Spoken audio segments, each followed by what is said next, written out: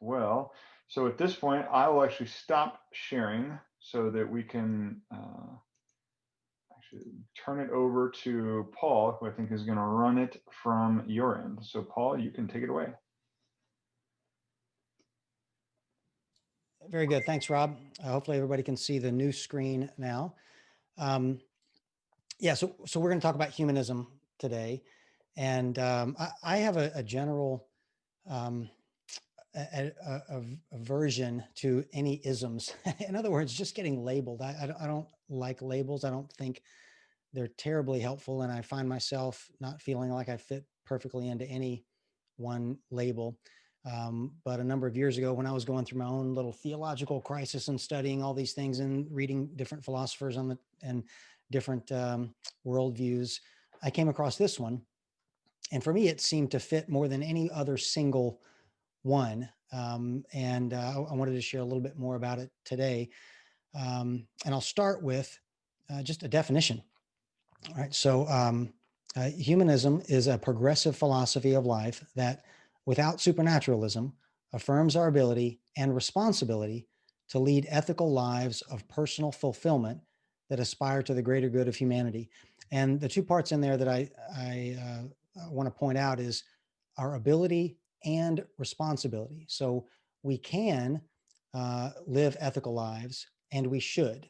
Both of those are pointed out, and that it's possible to do that without kind of the trappings of theology. Now, that term, humanism, hasn't been around forever, and the meaning of it has changed a bit over time. And that's part of what I want to share with you today is a bit of the history of humanism, at least in the United States, where it came from and how it's morphed over time and where it is today. A brief history going back even further, the concept of humanism, of course, predates the term humanism by thousands of years, right? I mean, ancient China, India, and certainly in Greece, people were thinking this way. They just didn't have that word for it. And more recently, during the European Renaissance. But in the US, interestingly, and literally I just discovered this as I was doing the research for this service, it was Unitarian ministers. So the predecessor of Unitarian Universalists, the Unitarian ministers were one of the largest advocates of bringing this into the US. So the Unitarian ministers who first adopted a religious form of humanism based on the French philosopher Auguste Comte. And then in 1915, Unitarian minister John Dietrich of the First Unitarian Society in Minneapolis became known as the father of religious humanism. So a Unitarian there as well. Then in 1929, another Unitarian minister, Charles Potter, founded the First Humanist Society of New York, and its board of advisors included such luminaries as biologist Julian Huxley, John Dewey of the Dewey Decimal System, and none other than Albert Einstein, who had just immigrated from Germany in advance of the Holocaust. Then in 1941, the American Humanist Association was founded. And among its many famous presidents, Isaac Asimov served as president during the 1980s. So the science and science fiction writer. But mostly what I wanted to cover today are the three humanist manifestos that have been written over the last century. And I'll have to admit that the word manifesto has some negative connotations to me. And I think that stems back to the Unabomber. Was it Ted Kaczynski who had his manifesto? And ever since then, the word manifesto has just been ruined for me. It just has these dark connotations, but it shouldn't, right? This is just a statement of what people believe. And so the first Humanist Manifesto in the US was written in 1933. There were 30 different authors of it, 11 of whom were Unitarian ministers. And I would say that it really kind of defined religious humanism, which I know sounds like a contradiction in terms. At least it did to me when I first started studying it a few years ago, because humanism sounds like just a secular thing by definition. But really, religious humanism just means the combination of a humanist ethical philosophy, which can be very secular and non-theistic, combined with some congregational rituals.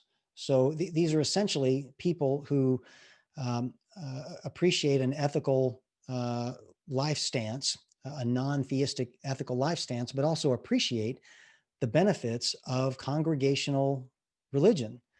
meaning getting together like we are right now, having fellowship with like-minded people, having a structure in place to help hold you accountable to behaving the way that you should, singing songs together, all the kind of things that we're doing right here, right now. So that is what may seem like a contradiction in terms, a religious form of humanism. So if we dive into the first manifesto, there are 15 tenets, and I'm not going to go through all of them, but just a one-page summary of them here. First of all, they made it clear that this is not a creed. This is just a developing point of view. This is not something that you have to believe or that it is set in stone, literally or figuratively. In fact, at one point, they called this manifesto a Humanist Manifesto as opposed to the Humanist Manifesto because they expected it to be changed, and it did, and it has been several times. Some of the main tenets of it are that the universe is kind of self-existing. It wasn't created by some omnipotent being, that the universe is natural and as is depicted by modern science. In other words, no supernaturalness to it. But they did go into some detail about how religious culture, excuse me, evolved over time as humans interacted with the environment. And so that need for a religious culture, they believed, was very understandable. In fact, they defined humanism as a religious movement, explicitly as a religious movement called humanism. Now they went on to redefine what religion meant. They defined it more like you and I might define culture. It included labor and art and science and philosophy and love and friendship. So it didn't necessarily need to be theistic. And in fact, they specifically called out that the time had long since passed for theism and deism. They further went on to make some specific statements like they wanted to replace prayer with actively promoting social well-being, which should sound very similar to service being our prayer, which we all say in our closing words. But very interestingly, I found in this first manifesto, they staked a specific claim on an economic position. They specifically, essentially advocated unapologetically for socialism over capitalism, talked about the dangers of capitalism, that if you really cared about your fellow human being, you would really be for a more socialistic form of government. And so they called that out specifically in this manifesto. And by the way, I should say, you can read every word of all three of these manifestos in less than 20 minutes. All three of them combined. They're very short. They're not entire books. But I'm just giving you the quick summary of them. So fast forward 40 years, 1973, Humanist Manifesto #2 came out. And it was really a reaction to World War II and Nazism. And they felt like their first manifesto was too optimistic. We weren't able to get rid of war and greed. And so they needed to tone it down a bit, I think. But it retained much of the naturalistic worldview from Manifesto #1. And it went into some detail about how ethics needs no theological foundations, that reason and intelligence were enough. My favorite, I think, paragraph from the entire document is here on the screen. I'll just read it to you. We appreciate the need to preserve the best ethical teachings in the religious traditions of humankind, many of which we share in common, but we reject those features of traditional religious morality that deny humans a full appreciation of their own potentialities and responsibilities.